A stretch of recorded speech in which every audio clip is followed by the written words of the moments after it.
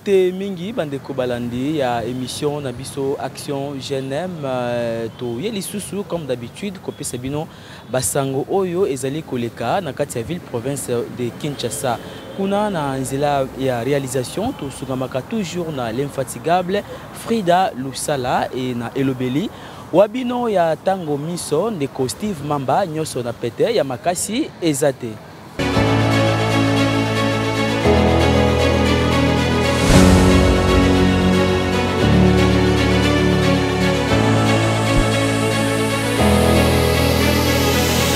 Bandeko balandi lokola boebi émission na bino et sabino basango à travers le monde c'est Action Jenem lelo to yambaki bongo structure monene ya ba motard bango bazala bongo na arrêt Quado na bandeko oyo baebi ville ya Kinshasa ezali bongo na commune ya Kitambo donc na bango to solaki maimanso oyo etali bongo ville de Kinshasa alors na kotika bino bolanda structure wana et kambami bongo na président na bango na kombo ya Michel tokotika bino bandeko ba diaspora ba kinois oyo boza connecté bolanda structure oyo na bokebi nyos mukolo alelo to yambi bongo structure monene ya ba motard bango ba zalaka mingi kuna na arrêt Quado plus précisément na commune ya Kitambo ya ngonde bomoni baye ko lobela maimanso oyo gouverneur de la ville Jean-Sylvain Ngobilambaka asili ko sala na Engumba ville province de Kinshasa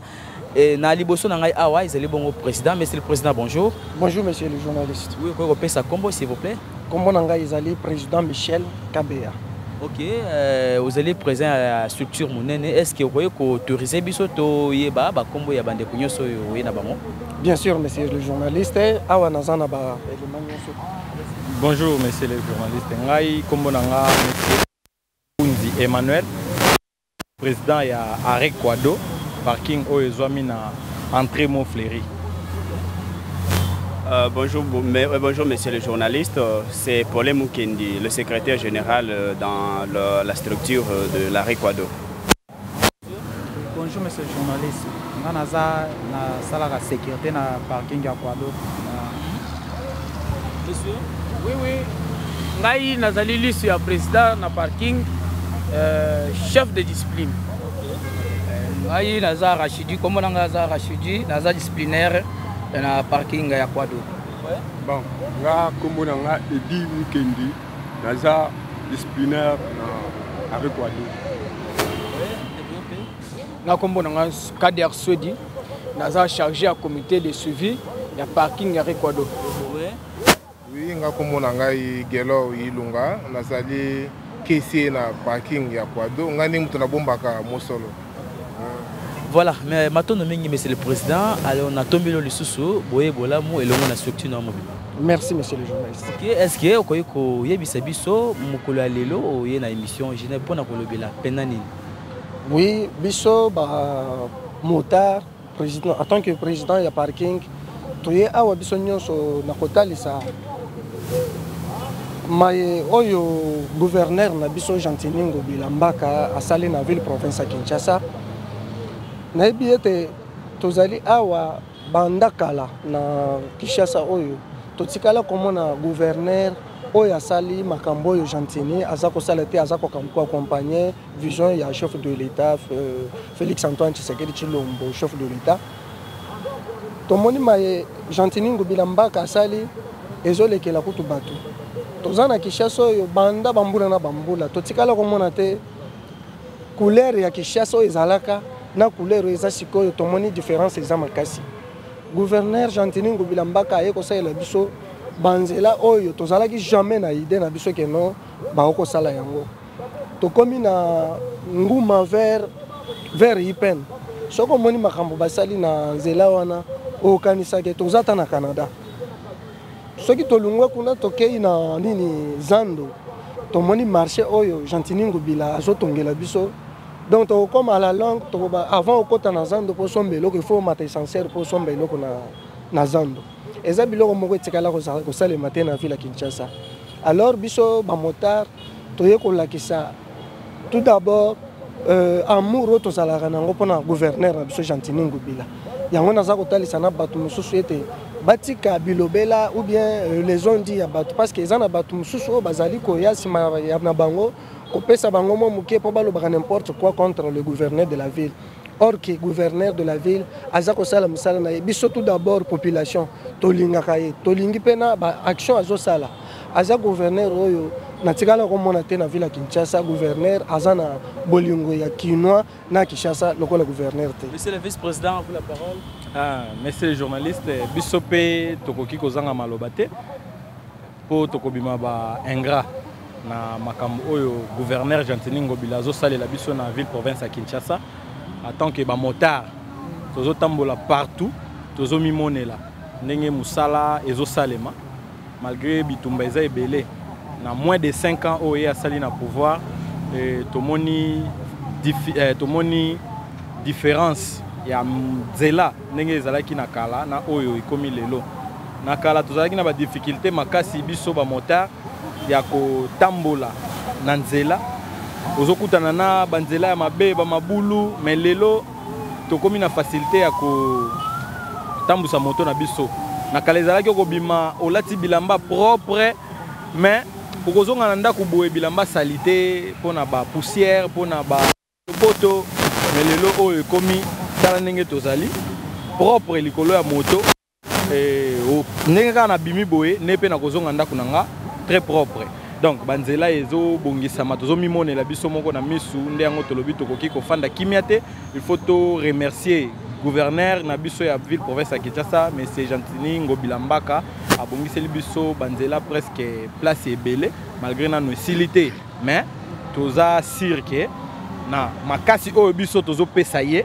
po toza na ye elongo tokotika ete tozo bunda bitumba nyonso tu bakobundisa ye akokutana na ba motard bino moko boyebi ba motard soki ba s'en charger na mutu ndenge nini basukisaka likambo wana ne biso pe toza na sima ya gouverneur Gentini Ngobila Mbaka na bitumba nyonso tu oyo bakoyela ye biso tokotika ete tokobunda na ye tozomona banzela na biso lokola ya nguma auti kobongisela biso pe bazobongisa kaka nga na kala nazo se rappeler mwasi na nga aboyaka tokende kofutela nzela ya malweka pona difficulté ezalaki kuna makasi na nzela mais lelo oyo mwasi ye moko akomi kopousse nga tokende nzela wana po ameki kobeta tour akuti nzela ebongi très kitoko biso pe to féliciter gouverneur merci na ye a continuer toujours toza na sima na ye. Oui, alors monsieur le secrétaire, est-ce que vous pouvez ajouter quelque chose là-dedans? Bien évidemment, merci beaucoup monsieur le journaliste pour la parole. Comme mon président et vice-président venaient tout à l'heure de le dire, je ne peux pas me taire, ou bien nous ne pouvons pas nous taire devant son excellence monsieur le gouverneur avec ses bienfaits. D'abord, je remercie beaucoup monsieur le gouverneur pour sa bonne volonté. Et sa bonne volonté ne s'est pas limitée seulement en lui-même, hein, mais il a mis cela à la portée de tout le monde. Puisque toutes ses œuvres sont affichées devant tous. Personne ne peut l'ignorer. Quoique les jaloux veulent en faire taire, mais chaque Congolais en est conscient. À moins que la génération qui suit, qui vient de naître, c'est à eux qu'on peut mentir. Mais nous qui avons assisté à ces bienfaits, on ne peut pas nous mentir. Nous devons nous regarder à l'œil comme ça et nous dire ce qui est la différence entre ceux qui ont existé avant lui et ceux que nous sommes en train de palper. C'est une personne comme nous tous. Il a occupé ces postes-là avec une très bonne volonté de pouvoir faire progresser la nation. Puisque l'exemple, nous pouvons cibler la route Ngouma, comme venait de le dire monsieur le président ici. Cette route-là, tout autour, c'était vraiment des saletés. On ne pouvait pas vraiment bien coster ou bien parquer. Mais actuellement, on est en train d'arranger, on est en train d'élargir en quelque sorte. Tozo likawana pepele, to ciblé sous nini, likambo ya marché central na biso, Zando. En Afrique centrale, ça serait donc dès que ce marché-là aura abouti, donc sera terminé, ça sera un marché au top pour l'Afrique centrale. Qu'aucun marché ne pourrait faire face avec. C'est-à-dire tout cela, c'est puisqu'il y a eu quelqu'un, donc quelqu'un a existé avec cette bonne volonté-là de pouvoir mettre en exécution tout ce que les autres ont eu à concevoir, peut-être, je ne sais pas, mais n'ont pas pu donc accéder à l'action. Mais nous avons eu, monsieur le gouverneur Jantini Ngobilambaka, que le bon Dieu le bénisse beaucoup, puisqu'il a cette bonne volonté. Maintenant, moi aussi, avec tout ce que moi... Donc, puisque je suis motard, je sillonne presque la ville, toute la ville de Kinshasa. Je remarque qu'il y a des choses que nous ne devrions pas faire, nous, la population. Et j'en appelle à la conscience congolaise. Mon konza bongisi, ba bongisi nzela. Boyebi bien que caniveau wana eza wana pona ko canaliser mai pour ayetonda na nzela te, de sorte que nzela katana te pour que nous puissions en manquer encore de routes et à circuler tout ça. Au moins mutu azouta na ndako na ye bonnement aye na mai abwaki na balabala oyo ayebi bien que consciencieusement ayebi bien que eloko eza malamu te, mais il le fait. Tout ça c'est pourquoi, puisque nous ne sommes pas peut-être civilisés.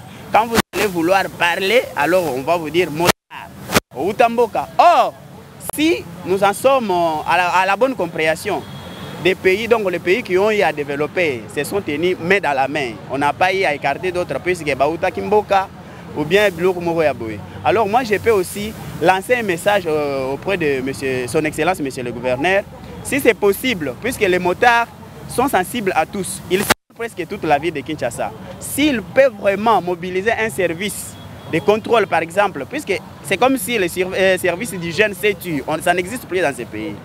On voit des saletés partout créées par la population. Non puisqu'il n'y a pas la bonne volonté donc, qui revient de sa part, mais puisque la population n'a pas cette bonne conscience-là. Si il peut vraiment créer au travers des motards un service là qui pourrait l'aider à recadrer les gens là, puisque on est presque partout. Un mouvement bien ordonné. Je ne parle pas des mouvements un peu mal ordonnés, mais un mouvement des intellectuels, puisque parmi nous il y a des intellectuels. Donc, il y a l'idée et que Neliboso pour déjà azo sala makambo ya malamu ba jalo batika. Donc moi je remercie beaucoup monsieur le gouverneur puisque dans moins de 5 ans, il a travaillé pendant 5 ans mais il n'a pas tout travaillé puisqu'il y a eu l'obstacle de Covid. Mais tout le monde ba misali salemi. Covid a subi combien de temps? Oh, plus d'accès dans la ville de Gombe. Comment il pourrait accéder dans son bureau? Tout ça mais après Covid, éclairage ezali, éclairage public, c'est que nous n'avions pas. Nous en sommes maintenant bénéficiaires grâce à Jantini, à son Excellence, Monsieur le Gouverneur Jantini Ngobilambaka. Merci beaucoup, Monsieur le journaliste. Merci. Alors, discipline, merci beaucoup, Monsieur le journaliste.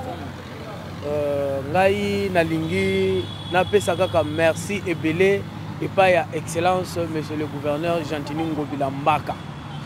Azali mutu moko malamu, mutu moko ayebi kovanda na batu, mutu moko ayebi ko bokola bana na ye bien parce que je me rappelle mukolo mususu abengisa ba montant rebelle pour na kopesa biso ba conseil na hôtel de ville. Tokendaki na président bon na sepelaki na maloba na ye mingi bon aza mutu moko oyo toko soutenir tokende na ye tina suka. Bon regret na nga eza nini? Mutu oyo azongengelisa kisasa ezongenga linga leza moi parce que kisasa ezongenga bon banzele ezosalema bosoto ezosila bon kaka biso population moko wana tozobebisa po tokomisa mosala na ye mabe yebisanga nano tokosuka wapi ntango toza na posa ke no mboka ya Congo mobimba ezala kitoko fo tobandela nano na capitale tozana na gouverneur nanu moko nanu ayosala nanu bolamu na capitale il faut tosepela nanu na ye po ezala exemple ya ba province mususu ba gouverneur mususu babanda kolanda exemple ya gouverneur oyo aza na capitale. Bon biso bazoza na capitale tozo vivre tranquillement heureux, tozo vivre bien, ngobila zo traiter biso bien kaka biso moko wana tozo bebisa réputation ya ngobila. Par exemple bato na biso oyo banja ya bao bachena nzela po basala contrôle ya mikanda ya moto bato wana makambo bazosala oko interpeller ye boye ndeko na ngai tala boye oko menen mutu na risque abandi kofinga yo tango azobana kofinga boye ba bêtise tango azotala boye ba uti hôtel de la ville yebisaka na réputation nani ezobeba eza kaka ya gouverneur bon alandela bato oyo bazosala musala alandela po réputation na ebeba te ye musala na ye azosala ngo kitoko tala nguma monsieur journaliste. Merci beaucoup donc monsieur de notre suivi. OK, est-ce qu'il y a-t-il moyen ya ça peut en tout cas ya yambo na kopesa merci mingi na gouverneur na biso Gentini Ngobila Mbaka mwana mobali alenda mwana mobali makasi moto yo sala musala tongo parce que bis ngana za monteur biso za monteur to boulera air moko na butu to mona ka air nyonso ndenge gouverneur ta muso zonga ndako ne 0h 1h awuti musala ta muso tala ndenge musala zo salema.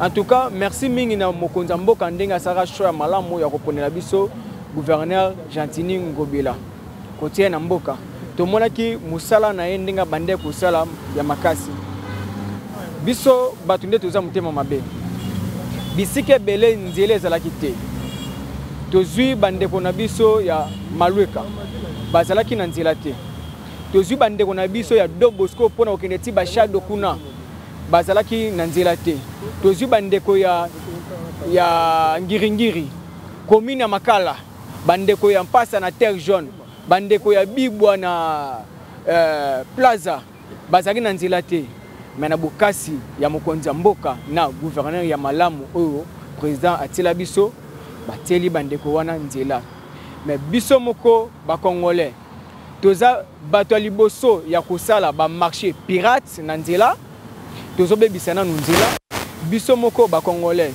toza bato liboso ya kozwa ba mai na biso ya bosoto ya bilamba ya basani ba chasser na biso tozo bwaka na nzela ako bwaka na nzela to monaki série moko bona 2021-2022 gouverneur Gentini Ngobila atila ki biso système ya batono ya kini bopeto na chaque coin chaque arrêt batono nezaki to ba chasser nezalaki ba poubelle pour na koboka ba salité mais nga congolais na mananga na sombi papier mouchoir na nga boye na place na ko maga kisika bateli nga poubelle na moni yango peut-être ko coûter nga cher na boki na se après ko boka na se ville na nga eza salité na kimimbango gouverneur asala musala te en même temps ndoki ali boso zanga moko na nukinwa ko congolais ndo liboso avant ya ko imba peut-être mokonzi nga mokone ndoki ali boso mokonzi mboka en tout cas ya ville ya Kinshasa félicitations Kolimbate. Si nous en sommes à la bonne compréhension des pays, donc les pays qui ont eu à développer se sont tenus main dans la main. On n'a pas eu à écarter d'autres puisque Baouta Kimboka ou bien Biloko Moro Yaboé. Alors moi je peux aussi lancer un message auprès de son Excellence, Monsieur le Gouverneur, si c'est possible, puisque les motards sont sensibles à tous, ils sont presque toute la ville de Kinshasa. S'ils peuvent vraiment mobiliser un service de contrôle par exemple, puisque c'est comme si le service d'hygiène s'est tué, ça n'existe plus dans ces pays.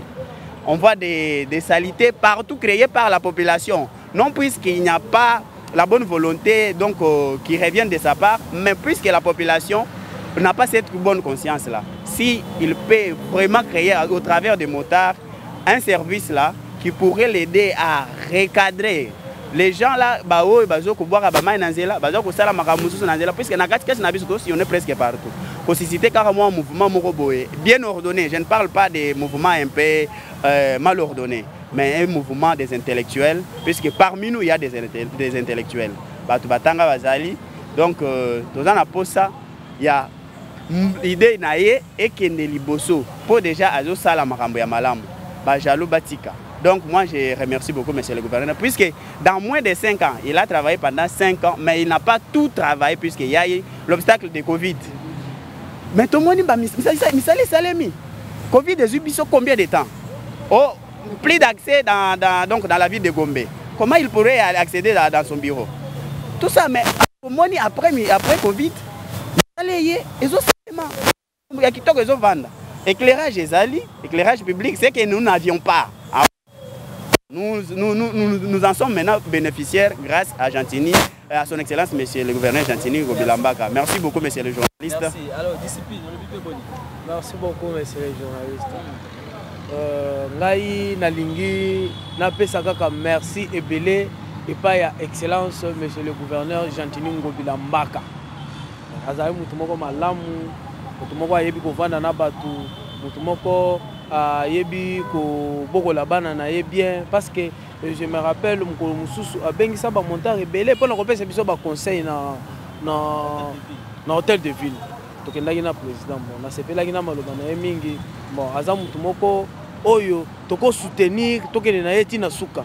Bon regret na nga eza nini mutu oyo azongengelisa kisasa ezongenga linga leza moi parce que kisasa ezongenga bon banzela ezosalema bosoto ezosila bon kaka biso population moko wana tozobebisa po tokomisa mosala na ye mabe yebisanga nano tokosuka wapi tango toza na posa ke non mboka ya Congo mobimba ezala kitoko fo tobandela nano na capitale tozana na gouverneur nanu moko nanu ayosala nanu bolamu na capitale il faut tosepela nanu na ye po ezala exemple ya ba province mususu ba gouverneur mususu babanda kolanda exemple ya gouverneur oyo aza na capitale bon biso bazoza na capitale tozo vivre tranquillement heureux tozo vivre bien Ngobila zo traiter biso bien kaka biso moko wana tozo bebisa réputation ya Ngobila par exemple ba tuna biso yo banja ya bao bachena nzela po ba sala contrôle ya mikanda ya moto batu wana makambo bazo sala oko interpeller ye boye ndeko na ngai tala boye oko menen mutu na risque abandi ko finga yo tango azo bana ko finga boye ba bêtise tango azo tala boye ba hôtel de la vie yebisanga réputation nani azo beba ezaka ya gouverneur bon alandela batu oyo bazo sala musala alandela pour réputation na ebeba te ye musala na yazo sala ngo kitoko azo sala ngo kitoko talanguma monsieur journaliste. Merci beaucoup donc monsieur de notre suivi. OK, est-ce qu'il y a-t-il moyen ya ça peut en tout cas ya yambo na kopesa merci mingi na gouverneur na biso Gentini Ngobila Mbaka mwana mobali alenda mwana mobali makasi moto yo sala musala tongo parce que bis ngana za monteur biso za monteur to boulera air moko na butu to mona ka air nyonso ndenge gouverneur ta muso zonga ndako ne 0h 1h awuti musala ta muso tala ndenge musala zo salema. En tout cas merci mingi na mokonza mboka ndenge asara choix malamu ya koponela biso gouverneur Gentini Ngobila kotie na mboka to mona ki musala na ndinga bande ko sala ya makasi biso batunde toza mutema mabe bisike bele nzele ezalaki te tozwi bandeko na biso ya Malweka bazalaki na nzela te tozwi bandeko na biso ya Dobosco pona okende ti bashado kuna bazalaki na nzela te tozwi bandeko ya Ngiringiri commune ya Makala bandeko ya Mpasa na Terre Jaune bandeko ya Bibwa na Plaza bazalaki na nzela te mais na bokasi ya mokonzi mboka na gouverneur ya malamu oyo président atela biso bateli bandeko wana nzela mais biso moko ba congolais toza bato liboso ya kosala ba marché pirate na nzela tozo bebisa na nzela biso moko ba congolais toza bato liboso ya kozwa ba mai na biso ya bosoto ya bilamba ya basani ba chasser na biso tozo bwaka na nzela ako bwaka na nzela to monaki série moko bona 2021-2022 gouverneur Gentini Ngobila atila ki biso système ya batono ya kini bopeto na chaque coin chaque arrêt batono nezaki to ba chasser nezalaki ba poubelle pour na koboka ba salité mais nga congolais na mananga na sombi papier mouchoir na nga boye na place na ko maga kisika bateli nga poubelle na moni yango peut-être ko coûter nga cher na boki na se après ko boka na se ville na nga eza salité na kimimbango gouverneur asala musala te en même temps ndoki ali boso zanga moko na nukinwa ko congolais ndo liboso avant ya ko imba peut-être mokonzi nga mokone ndoki ali boso mokonzi mboka en tout cas ya ville ya Kinshasa félicitations kolimbate oza vraiment mubali oza ko luka na ville ya Kinshasa oza vraiment mubali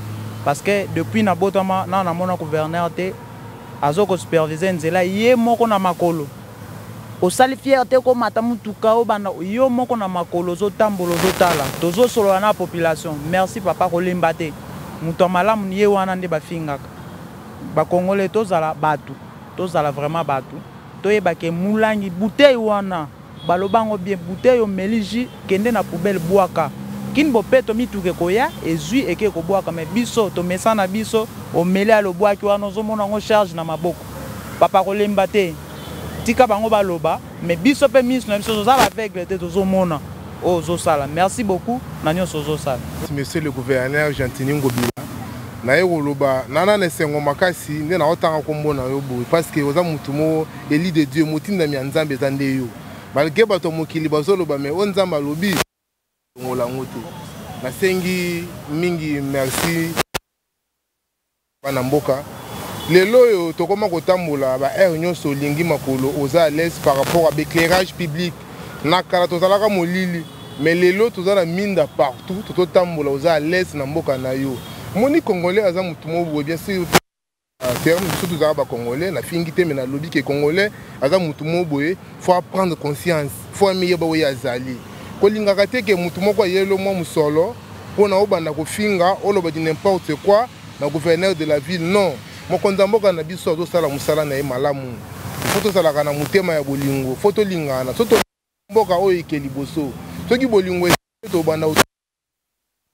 mutu soko to sala malamu faut ko ndima yango faut ko féliciter ko pesa merci na musala zo sala mutu sala malamu bino bozo boya bozo wanga na yango bo nigri yango soko bolingi asala nini ngapo na nga excellence na sengi na munene ndengo za nango ko ndengo zo sala go nzamba batela yo konzi na Kinshasa tomo mapotopoto ezalaki kuna na zandu bele donc ezotambola te tant okotaki na bokonzi tomoni changement ebani kokota malembe tomoni ko éclairage public na banzela abongisi banzela ebele atie ba pont na ba rivière mike ya province ya ville de Kinshasa eloko ezotukisa biso ezani eza mentalité na biso.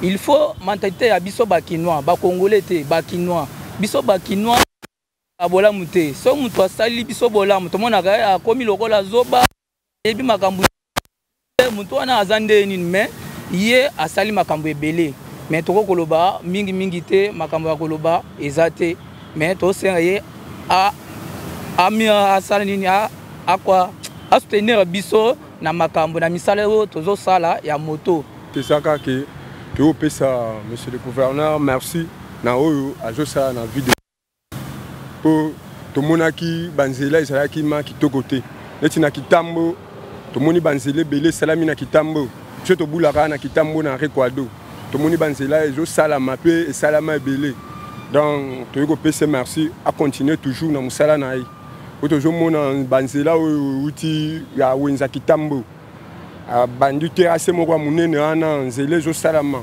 donc nyonso wana ezaka mpona bambouteillage tomoni bambouteillage ezalaki mwa makasi me banda banzela wana esalami embouteillage edoza donc acontinue toujours na mosala na ye atika kolanda bilobaloba ya bato ayebi kaka Kinshasa ezalaka mpona maloba yango topesika courage alanda bilobaloba ya bato te. Voilà, merci Mingi, Bandeko Balandi, car en Bozo Gabiso, Tozongeli sous présent Michel, après avoir Kolanda Bandeko Nayo, Ndeng Basi Koloba, Yopo Baxiboni, la structure. Oui, on a président Yabamotar, Yakwado, totali concernant le gouverneur Nabiso, il faut basaler les monuments dans la ville de Kinshasa.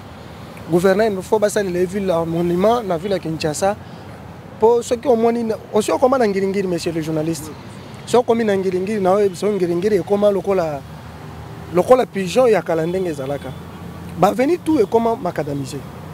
Auparavant, ceux qui ont monné batu baleka, ba gouverneur to kotanga kombote, ba gouverneur ebele baleka.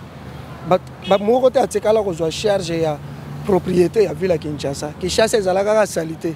Au contraire, kutu babanda benga biso ndenge to bando ka non. La capitale le plus sale en Afrique, à l'époque, là, on disait que c'était Kinshasa. Mais aujourd'hui, Balobaralissus bongote. Langage joane le Bamaralissus grâce à Gentini Ngobilambaka. Donc, pour le gouvernement, ce qui est vraiment monté Mamalamu, va raisonner, ça est le gouverneur, biso monument, baluka place moko basalaka monument parce que génération ekoya batalaka bamona ke non gouverneur tel batika yebo po asalaka biso Kinshasa koma kitoko.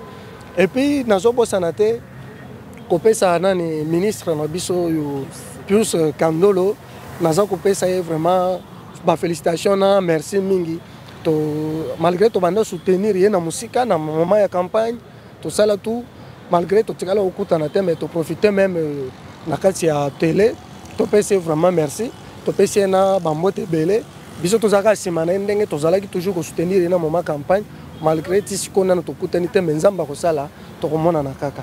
Donc c'est un peu ça, vraiment merci beaucoup. Mot de la fin, en tout cas, tokoki kozanga ngote, tozo senga na Papa Ngobila, asimba na maboko na ministre titel na biso Pius Kandolo pona biso ba motard ba meka un peu coacher la biso moi ba loi moko oeza bien établi et puis ba benda matoi batu o bazo sala musala pona ba loi wana et pour que ba tracasserie elongwa pona biso ba motard mentalité na biso pe ba motard et meka un peu ko changer na kolanda ba mibeko pour que tozwa pe moi ba valeur en tant que motard et c'est pas à dire que motard azam tout monde faut négliger tous ensemble na bango ministre titel na biso to changer un peu comportement et à la motard. Okay. Bon, un mot de la fin, monsieur le journaliste. On n'a pas trop à corriger chez lui puisqu'il est déjà bon. On n'a qu'à lui remercier pour ce qu'il est et à remercier aussi le bon Dieu qui lui a créé tel qu'il est. Et puis, sans oublier, on ne s'adresse pas seulement à monsieur le gouverneur, puisque c'est donc à l'intérêt général qu'il est en train d'œuvrer. Notre message se lance aussi jusqu'au chef de l'État, à son Excellence, monsieur le Président Félix Antoine Tshilombo. Donc, qu'il veille à ce que réputation, il y a nini na ebe bate. Puisque les gens moko ba jaloux, comme je venais de le dire là. Bakotia na poste moko boye. Alors yes imanayo na kotia bat moko boye bakobanda kosala makamoko boye za bien te kana cache tout ça puisque soit to moni lokolo zo tambola bien te ou bien lokolo ke ko na terrasse c'est puisque liso ezala qui distrait au ce monde. Alors tozo lancer message de sorte que même son excellence monsieur le président qu'il puisse veiller comme je venais de le dire là atala na kati ya ba motard na biso ceux qui sont quand même capables ya ko sala ko assumer moi service moko boye ya neti ya hygiène au moni muto abwaki biloko na nzela ndenge totambola na ville boye ata soki ba moto là izali ba bengi sur place à camoufler amoni kaka descente ya ba agent de la police ba ye wana ba indiquer na lopango e bwaki ki salite wana na nzela ba ye ba kangi batu wana alors soki eloko abongo esalemi nzela mutu nyonso akozwa conscience que avant zo mai na ye ya bilamba mai na ye ya ucho torshone ndaku mai nyonso avant abwaka ngo na balabala e ko kubanda ko bangisa mutu nde bongo to lobi. Donc, matondo mingi na mokonzi ya mboka son excellence monsieur le président Félix Antoine Tshisekedi Tshilombo na gouverneur de la ville monsieur le gouverneur de la ville Gentini Ngobila Mbaka.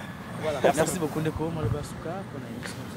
En tout cas liloba nga Suka eza ya kosenga liboso na gouverneur ya ville biso toza ba montar na ya ville ya Kinshasa.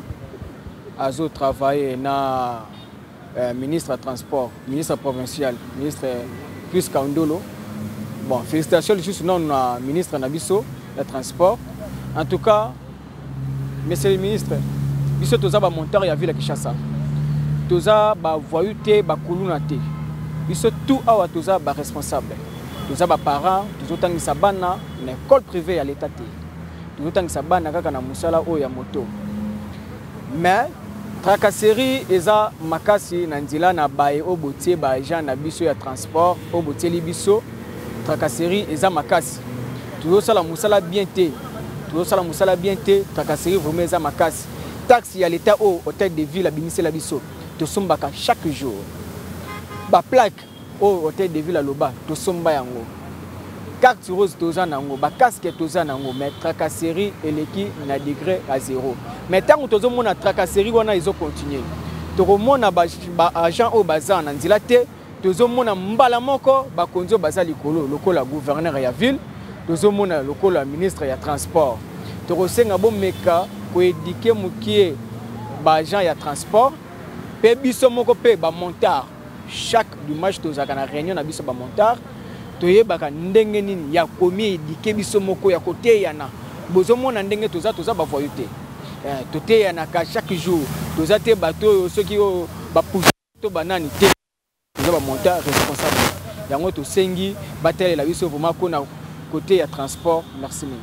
Ok, alors président, tu succès émission, on a invité remerciement de oui, au comité nanga mobimba ya bamotard tozalaka bongo kaka na kwado donc biso tozalaka te sima ya mutu bia tolatala no biso totalaka oyo bolamu mutu asali toleki na média to féliciter to pesier merci exact tozate bamotard oyo bazalaka neti balandaka mutu moko boye po bapesa ye moi quelque chose aleka aloba n'importe quoi non ezala ye moko gouverneur je ne sais pas mona biso te nanu pe totikala ko liata son fond na ete totikala pe ko senga te mais totali ba action azosala biso moko to sepeli nango tolobi jamais toko bomba ngo kana motema te to manifester même esengo wana même na média pour monde entier bomona kena tozana gouverneur waza capable na kati ya ville Kinshasa na biso Jantiningo Bilambaka toza simana yo population tolingaka yo bato oyo balobaka n'importe quoi ezakaka bato oyo bozana bango zinga na ba pouvoir bango nde baza ko influencer bato balobaka n'importe quoi mais biso population to mona ka misala na ozosala osali musala malamu vraiment continuer bongo kende liboso nzamba zana otina suka oyo ko simba yo je me rappelle d'ailleurs azana idée moko asi aloba que non même makala oyo bakolongola prison makala place ezali bako ketinda ngona maluku place makala ezali bakochango zando lokola zando batongisika yoka mutu azana ba initiative ndenge wana bokozwa mutu abongo wapi prison makala ekolongwa à la longue selon vision na ye il faut que maluku place au faut batonga zando akitoko yoka ba idée na ba initiative mutu azana ngo siko ko mona mutu muso alala la mokina tongo aleki na télé andi ofinga ngobila vraiment biso azamo konzi bafinga baloba n'importe quoi biso toza kuna te biso totalaka misala sali vraiment to pesier merci continuer quand ndenga zo sala merci vraiment monsieur le journaliste Matanomi merci